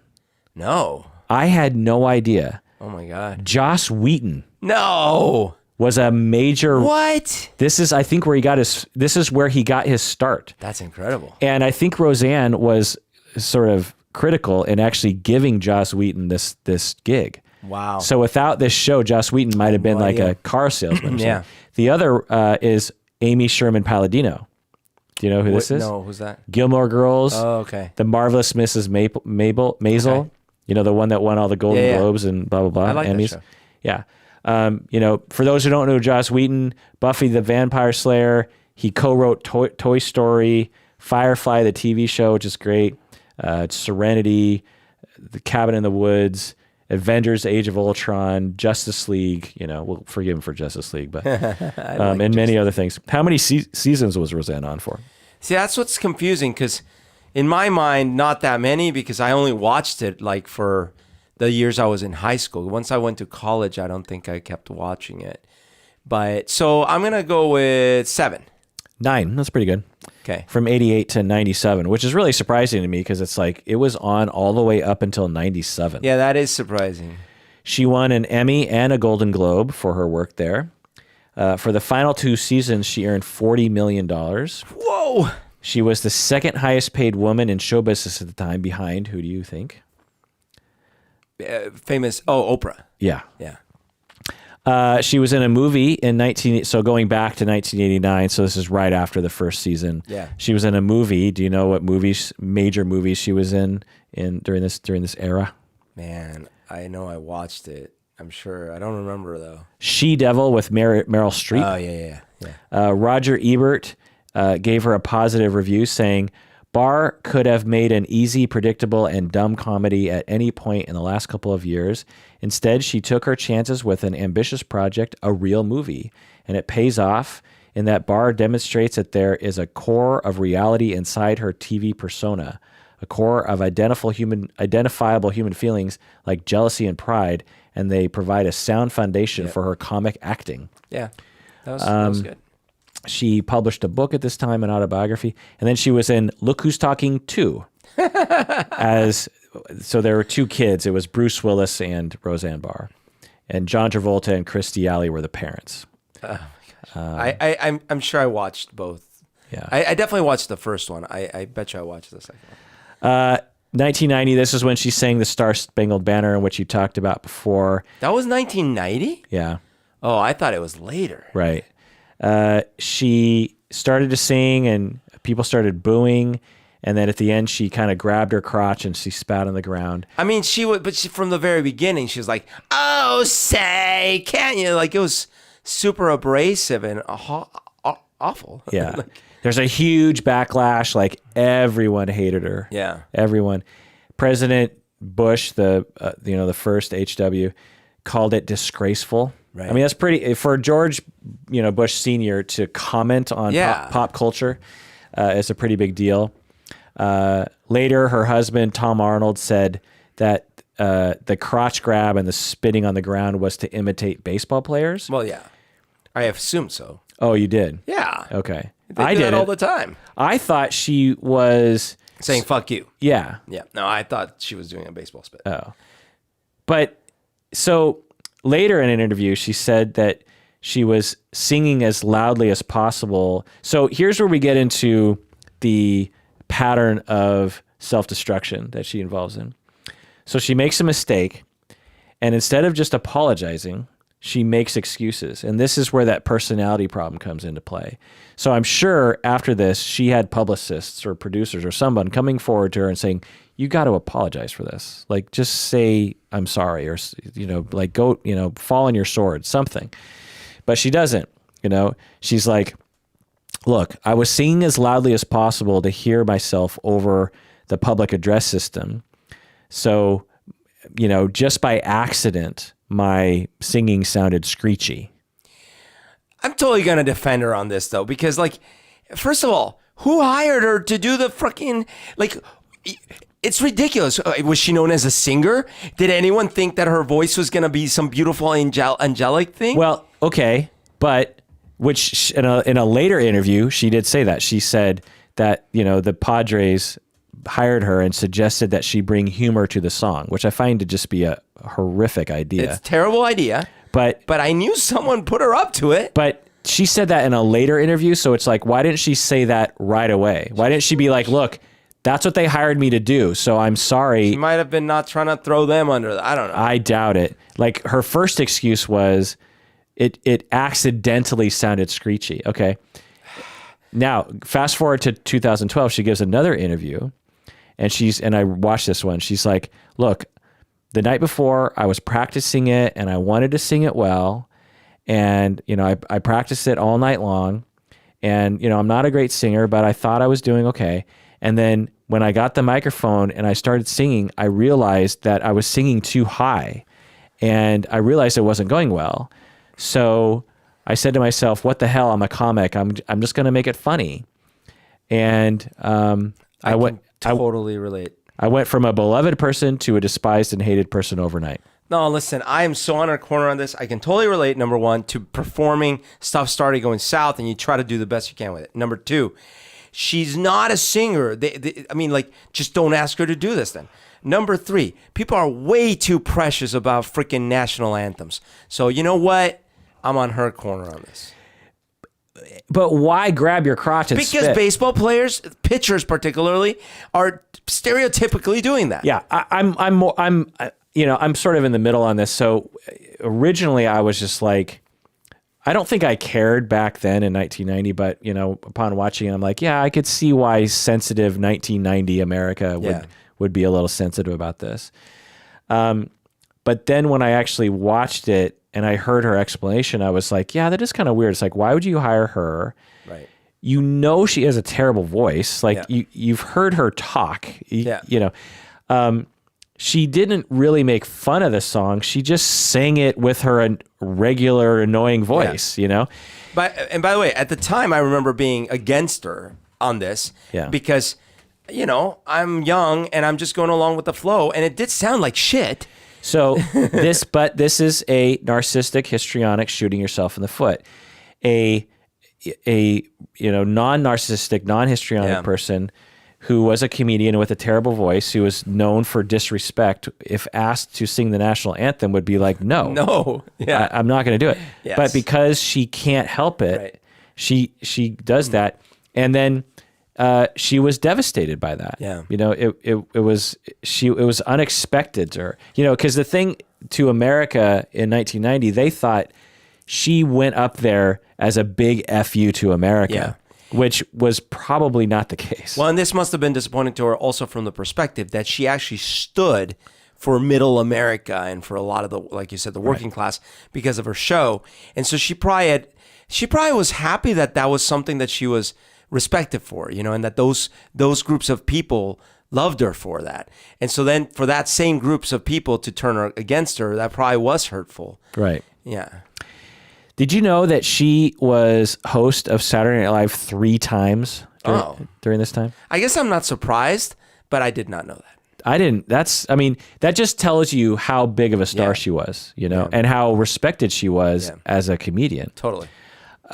She released another book. She hosted the MTV Music Video Awards. Okay. Again, just to let you know, like, so I missed all this stuff, but it just like, man, she was a massive, the MTV video, I mean, to choose her, right? You know, that's interesting. 1998, she had her own talk show called The Roseanne Show. Did you know about this? I do. I never watched it. It was like Johnny Carson, right? And it ran for 2 years. 2 years? Yeah, which is, you know, kind of big deal. Okay. 2000, she started her blog, Roseanne World, which is still there. There hasn't been much since the tweet, though. Like, there hasn't been any update. But Roseanne World is where all those descriptions are that you were saying. Right. She returned to comedy, another HBO special. She started doing a political radio show in 2008. Oh, really? 2009, she did the Adolf Hitler feature. Have you seen this? No. So, do you know there's a Jewish magazine called Heb magazine? Yes. It's sort of a comedy or whatever. Yeah. And so they will often feature a Jewish person on the cover in a funny way. And so they're like, you know, come over, we'll do a photo shot for the cover. Yeah. And she's like, okay, I'm going to dress up as Hitler. Oh boy. So she dressed up, and it's a pretty good, you know, costume and Hitler impression. And she is in the kitchen, and she has a swastika on her arm, and she's pulling out a rack of cookies, and they're a bunch of burnt gingerbread man. Oh my God. Oh no. Who allowed this to go out? Right. So again, huge backlash. So, I mean, just because you're of that group of people doesn't entitle you to everything in the sense of humor. Right. Right. Wow. So huge backlash. The View spoke out against her. O'Reilly. So people on the right and the left were speaking out against her for this. She defended it, and actually the magazine defended it. The magazine said it wasn't our idea, it was hers, but they were like, look, it's satire, you know, we're a Jewish magazine. Like, but what's, you know, I know, but almost like, if you're gonna defend something so extreme, I want to know what's the satire. What is the point? She was trying to make fun of Hitler by feminizing him, I think. Like, because she's like the domestic goddess, right? So she was making Hitler into a woman in the kitchen. Who burns gingerbread in an oven. I mean... Yeah. Now, what I will say to this is that it's clear why the public was bothered, particularly if a lot of people didn't know she was Jewish, and particularly if a lot of people didn't know the magazine was a Jewish magazine. You know, I think if you're like, it's a Jewish magazine, and she's a Jew, you know, like but you know, it doesn't quote unquote justify it, so to speak, you know, but it is. And the other thing is that I would suspect that a lot of, so other magazine covers had similar, you know, satire that would be offensive. Yeah. But they weren't called out on it. I don't think it was at the level of this one. Yeah. But it's not like this just comes out of nowhere. It's like they had made a string of offensive Jewish, you know, covers up. I see. So, you know, I still think it was a gaffe, you know what I mean? But well, if nothing else, it's like, well, just know that by doing this, you are continuing your streak of unlikableness with several demographics. Right, exactly. Well, and of, again, shooting yourself in the foot. Yeah. Another person would have said, you know, maybe just the Hitler. Like if she just did the Hitler thing, I think that would have been fine.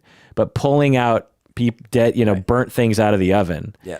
Like, wow. Well, that's my question. That's my point / question about the satire piece, because actually, okay, I could see it. The cover has her in this very feminized pose, but she looks like Hitler, and it's like one little finger in her mouth, and she's perking her lips.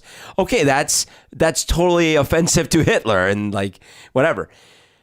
But that would make more sense than like she's pulling burnt things out of an oven. Like what?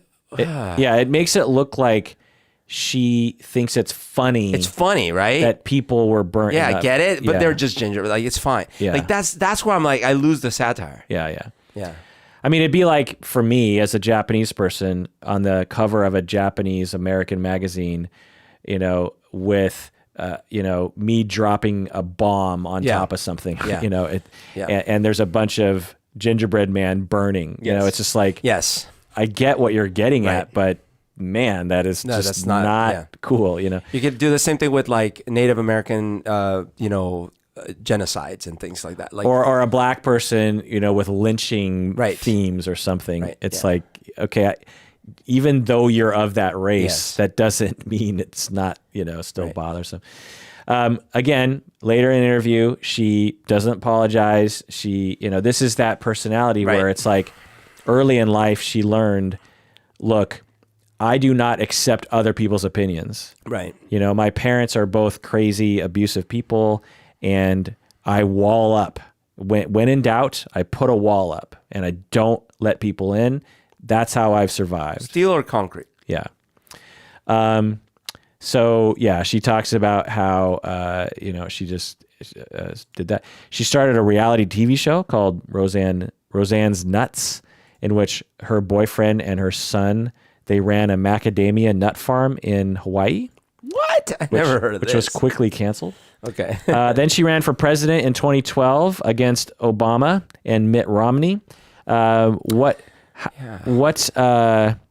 again, I do sort of remember, but I did think it was sort of not serious. People thought she was joking, but when I looked into this, she's clearly serious about it. Wow. Especially when you look at, she's had a political radio show for 4 years at this point. Wow. And when you hear her talk today, she is a political person. She's highly political. At the time, she was super left-leaning. Like she was a liberal. Yeah. What out of all the candidates, what order was she on the national presidential? Oh, she got voted for? A lot of people voted for her. How many candidates total? I don't know. That's like 20 or something. I'm not sure. She was number 15. She was 6. Whoa. So Obama, 51%, Mitt Romney, 47%, Gary Johnson, Libertarian, he always ekes out a little bit. He got 1%. Jill Stein, she often gets, she was green, 0.4. Virgil Good, Constitution Party, 0.1. Roseanne Barr for the Peace and Freedom Party, 0.05, which is something like, 70,000 votes or something. So 70,000 people in the United States voted for her for president. Wow. And I think they were actually kind of serious. I don't think it was a joke thing. She supported the Occupy Wall Street people. Then she had another huge problem where around this time, you remember George Zimmerman shot Trayvon Martin? Yeah, wasn't she supporting him or something? Or defending him or something? She was on Trayvon Martin's side. Oh, okay. This is when she was a liberal. Okay. And what the hell happened then? Right. In a very short amount of time, just 2 or 3 years, she completely went right wing. She tweeted or retweeted George Zimmerman parents' address, which is where George Zimmerman was staying. Boy. Okay. So someone else had tweeted it, and then she retweeted it. Well, she has a much bigger platform. Yeah, of course. And she tweeted, if Zimmerman isn't arrested, I'll retweet his address again. I remember this now. Yes. And then she said, maybe go to his house myself. Oh, man. The parents sued her because they're like, you ruined our lives. Yeah. But the judge, threw it out because she just retweeted it, 1, and 2, the address was in the phone book. So, I see. But still, that's pretty much of it. That's, you're doxing somebody. Yeah, totally. And of an international scandal like that. It's a pretty dick move. She lost the election, and I think she was hurt by it. And she actually, at that point, took a right turn in terms of her beliefs. She started defending Donald Trump, in the 2016. So I wonder how much of it was her turning right or her kind of seeing a lot of herself in Donald Trump. Right. And being like, well, he's a man of the people too, because he's, raised poor. Oh, wait, no, but whatever. But, then defending him. Totally. I hadn't thought about it till doing this, but there's a lot of parallels between Roseanne and Donald Trump. Right. You know, they're both, you know, highly controversial, sometimes loved figures who have political leanings and are considered ridiculous, you know, and tweet a lot of silly things. And anyway, 2018, this last year, Roseanne, she gets another TV show, #1 in the ratings reportedly. Yeah. A show for Middle America. During this time, it's a reboot, right? Or not a reboot. It's a sequel. It's a sequel. Yeah. Then we get to this tweet. Do you remember what she tweeted, the controversial tweet last year? I don't remember. Muslim Brotherhood and Planet of the Apes had a baby. Right. Equals VJ, standing for Valerie Jarrett. Right. Muslim Brotherhood and Planet of the Apes had a baby equals Valerie Jarrett. Wow. Do you know who Valerie Jarrett is? I forget. She was senior advisor to Barack Obama when he was president. Okay. And so after this tweet, there's an instant, humongous backlash. Let me guess. She must have been white. No, she's black. Oh, wait. So the tweet related to her race in some way? She's half black, like Obama. Roseanne claimed that was not what she meant. Right.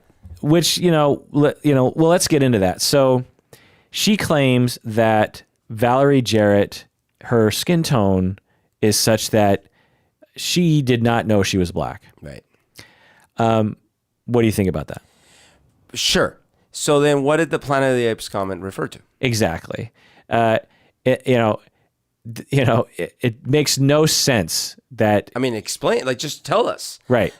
Fine. Right. She's repeatedly said, this is a political tweet. I was upset at her about, the Iran deal that she authored. So first of all, she basically said, look, I am upset at this person, so I'm going to name 2 things about her that I dislike. One, that I think she's a Muslim.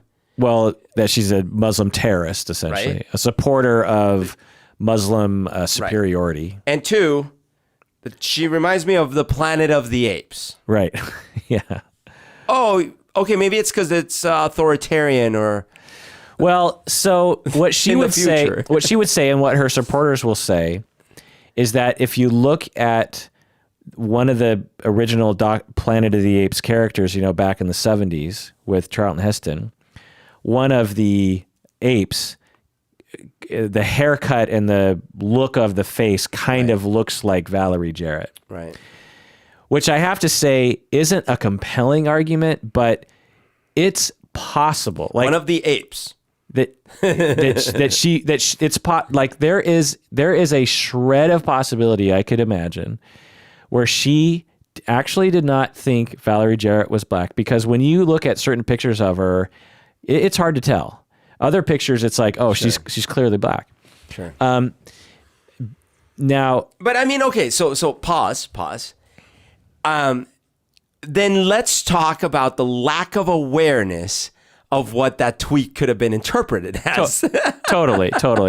And, now one could argue that Trump and many other people have tweeted, worse things. Oh, absolutely. So if you want to group yourself with them, go ahead. And so her, this tweet became humongous. Like it must have been a slow news week or something, right. And it was, a huge deal. And not only was it a media nightmare for her, which she, in interviews, I can tell she genuinely regrets. Yeah. Well, because it caused her inconvenience. Yeah. Well, yeah. And then immediately her show was canceled. But I mean, she regrets that it became a nightmare for her. Well, so Does she regret how it made the other gal feel, Well, right. So she never really apologizes. Right. She never really takes responsibility. She never really provides a compelling answer, which I find to be problematic and immature and shooting yourself in the foot. But at the same time, there's this interview Vice did an interview with her in her home, and she seems very relaxed there. And she seems genuinely upset about it, and genuinely upset that it hurt that it made people, she's not, so this is, when you have a personality problem, it impairs your empathy. Yeah. So it's not like you don't have empathy. It just means that you're over concerned with other needs. Yeah. And she has a tremendous need to be loved by society. Again, going back to her childhood, she feels worthless. She's scared. She's being abused. Then she gets on the Mormon stage and she becomes this glorious, human being and becomes loved and liked and supported. And she gets all this self-esteem. She goes home, she feels abused. So her only avenue that she feels that she can feel safe and secure is to be constantly looked at. Right. And liked on some level, or at least, lookable. And then in this instance, just overnight, she does something to get attention. Yeah. And gets a lot of hatred, and then her show gets pulled. She gets essentially pulled off the stage. Yeah. And no one wants to look at her anymore, And so it's I think she's genuinely upset about. You could call that a selfish way of approaching things, but I think given her abuse in life, I think that might be all she's capable of. Sure. So it's just that same feeling could be true whether she meant the tweet or not. Whether she meant it in the racist way or not. What do you mean? Like, she could still feel horrible about it even if she meant it to be racist. I don't see what you're getting at. So I'm saying, like, I'm not surprised that she feels horrible about it. She lost her show. Everyone was upset. Yeah. But that proves nothing about either the intent, and it certainly does not mean she tried to make it better, So unlike how I defended her about the baseball thing, here it's like, look, if you didn't mean it that way, then you're stupid. If you did mean it that way, you deserve the hatred you got. Now, I do think in general we have a problem with consequences. We've talked about this in other episodes, like in the one about 8th grade, actually, that I feel that now we're in a societal point where consequences are sort of unmeasured. So people do something and all of a sudden the internet rages, and then the consequences can be either dire or none at all, sort of randomly for people. Right, because there are other people like Mel Gibson or Alec Baldwin or Michael Richards. So Michael Richards, his career basically, it's fine. It took an abrupt end. But isn't he back? Like, he's okay now, right? I mean, he's okay, but he was on Seinfeld, and then he was doing stand-up. No, I know it. Right, it did really hurt him when that happened. So he was like Roseanne in that he was very much, from my perspective, negatively impacted. Yeah. And now, when people think of Michael Richards, they think of that racist rant. Whereas Alec Baldwin it has been completely off the hook. He has said. He's said some horrific things to people and to his own daughter. Mel Gibson is sort of in the middle. Like he's done some horrible things and been punished, but he's also still able to make sense. I mean, so my point with that is that I do fear that the internet judge, jury, executioner method seems like a bad idea in general. But I'm just saying, I don't feel so bad in this case that she got into trouble. I don't know if it was right to cancel her show because there's so many people involved in his show that it's like, wow, someone tweets something and then everyone has to pay the consequence. That seems ridiculous. Well, the parent company of ABC is Disney. Yeah. And the president is African American. Yeah. So. Yeah, no, I get it, and Disney is a company that runs away from scandal. The president of ABC is African American. But in general, big companies run away from scandal fairly easily, which is understandable. I'm just saying, just kind of in general, when shows get canceled as a punishment for one person on the show, I often feel conflicted about it because the Connors are back. The TV show's back. Right. And so most of the people have a job again. Right. Yeah. So that's a good outcome. Yeah. I'm not saying don't fire her, don't do anything. I'm just anyways, that's a side note. What I was trying to get at is that whether she meant it the worst way possible or not, it was still a very reckless comment to make on social media if you're paying any attention to what happens these days on social media. And so for her to be like feeling like terrible about it, I'm like, well, of course you feel terrible because like bad stuff happened to you. Right. But what about the next day, if no bad thing had happened, would you feel terrible? Right. Probably not. Yeah. Yeah. Do you think she's racist?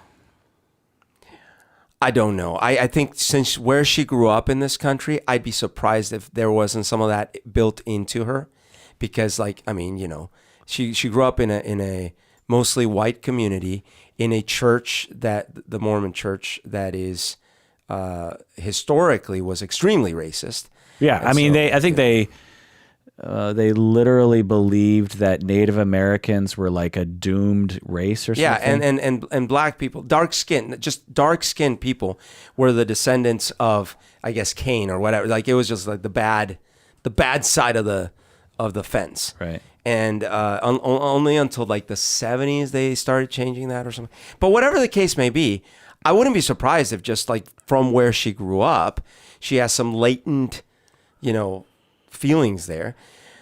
But it's not like she's built a career on racism, you know? Right. In fact, Roseanne, the TV show, had a lot of progressive race kind of themes. So I've reviewed as much as I can, like every interview and every statement she's made since the tweet. And what I can tell you, I'll just summarize it, is that she said several different things that don't align with each other. She said many excuses. You know, I didn't think she was black, and I was on Ambien. And by the way, so a little bit about Ambien is, you know, she said I was on Ambien, and then some people are like, oh, well, maybe that's why. And then Ambien actually tweeted or something saying that a side effect of Ambien isn't being a racist or something. I remember that. Yes. And then it's like, oh, okay, yeah, that makes sense. You know, lots of people take Ambien. That doesn't make them racist. But I will tell you that I know clinically and personally from observing people, because I know someone who took Ambien a lot, and it absolutely screws you up, particularly women, because I don't know what her dosage was, but they primarily test pharmaceuticals on men. Yeah.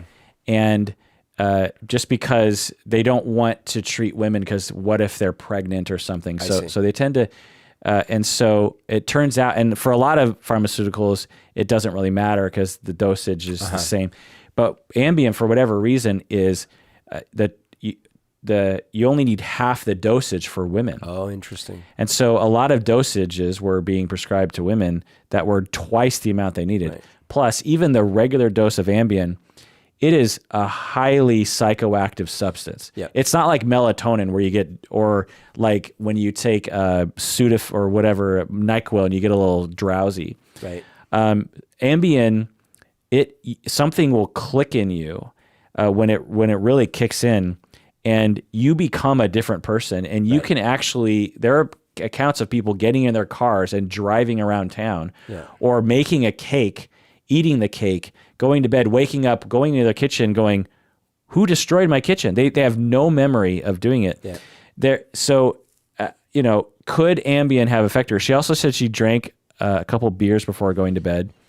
Yeah. So what happens in all those cases is the very next morning, in the moment of sobriety, the person goes, oh my God, I got to delete this and start apologizing up, left, and right because I'm aware that it's a terrible tweet because I only did it because I was crazed on Ambien or whatever. You don't double down and say... Exactly. You know... What? I didn't mean anything. You know, so that's what I'm saying. It's like when you have a personality issue, so, you know, when you're a child and you're being accused of things and blah, blah, blah, you learn to just reflexively deflect. Yeah. And because that's what keeps you safe. And so she exhibits this so well. Right. Like, I won't bore you with all the notes I have on this, but like, for example, she was on Hannity, and it's like one of the few Hannity episodes I can actually watch because Hannity actually is chastising her for the tweet for the most part. And at one point he asks her, because she's not really coming forward with any kind of apologies, he's like, well, if Valerie Jarrett were watching this, what would you like to say to her? And, she's like, well, I'd like to say, like, let's have a conversation, let's use this as a teachable moment, America needs to wake up, because, she just kind of goes on this little rant. And then a little later, he's like, well, I want to get you back to, what would you like to say to her? Is there something you'd like to say to her? She's like, well, this is a teachable moment. She just goes on this rant. And then finally, 15, 20 minutes in, Hannity's like, would you like to apologize to her? And she's like, yeah, I've already apologized to her.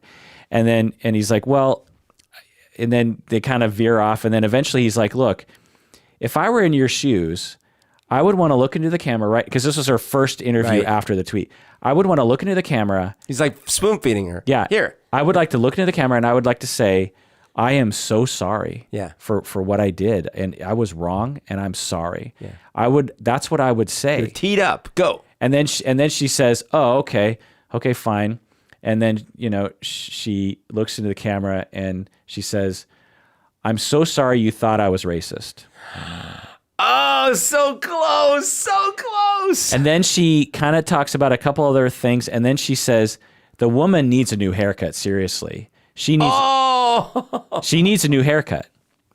Wow. Which, so again, this exhibits a personality problem. Right. This is a person who shoots themselves in the foot. Yeah, absolutely. It would be so, even if you didn't believe it, there is a proper response. You're on Hannity, Absolutely. Who is probably the last person I would think to be on the side of Valerie Jarrett. Right. And he's like, even I would say, I am so sorry. Right. And, tease it up for her. She's like, and she looked kind of pissed off. She's looking at the camera. She's like, I'm so sorry you thought I was racist, and it's just like, wow. Again, it's that neurological barrier to protecting the self against intrusion and of narcissism of me. Yeah. And, that's a good example of that. So there's a lot of other things we go into, but kind of ran out of time. So what's the final word about Roseanne Barr and her psychology? I have some fond memories of the show, and I respect that she was, I am not to the degree it says on her website, but I do respect that she was an innovation, and she pushed some boundaries. And I used to really enjoy it. I also, like I said, I don't think she deserves so much hatred about the national anthem thing. But overall, I feel bad because whether she is this much on Ambien or that much on Ambien, it sounds like she has had a rough time mentally here and there, and so I kind of wish that she found more of a balance and she didn't have to shoot herself in the foot so much. Yeah, I wish she had, and I don't know if she does, I wish she had a clinician or a couple clinicians who could kind of help her stabilize herself, and, that she could go to them and be like, I'm kind of getting worked up about this Valerie Jarrett thing. Okay, well, let's talk about it before you have to express yourself in a self-destructive way. Right. Like what are some things you could do that would be, more in line with your overall goals? What do you want to get out of this? Do you want to tweet random things, or do you want to maybe make a change in the world? Right. There's a way. Let's think about this. I wish that she could have that, because I think that would have helped her. After watching, I'm glad that, so a lot of people asked me to do this, and I'm glad that I did, because once again, I have much more sympathy for her and compassion for her situation. I see her really as a tragic character. I don't necessarily disagree with, the backlash and the consequences she's incurred, but I do feel bad for her. And I think that she deserves something. Like, if she wants to be on stage, I feel like she deserves something. What I wish, though, was that she wasn't so attracted to oddball conspiracy ideas, you know?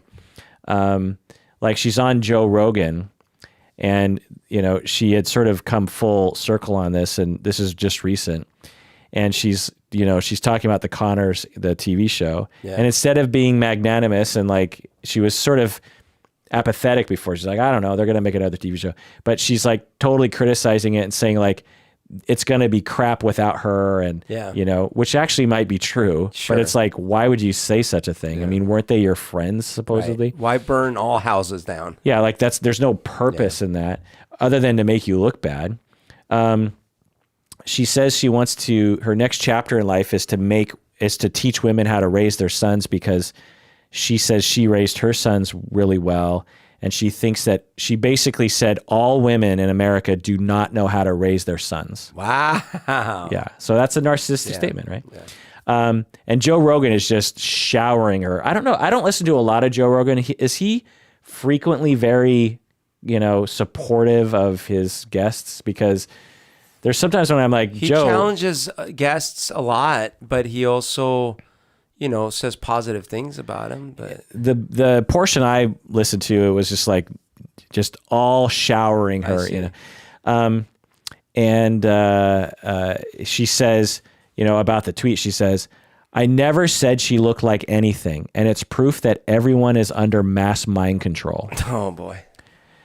Still not apologetic. She talks about, social justice warriors, they always have to have a target, and I'm not going to bow down to them. So she's working this tweet, Planet of the Apes, into a complete farce from social justice warriors because they're ridiculous. Yep.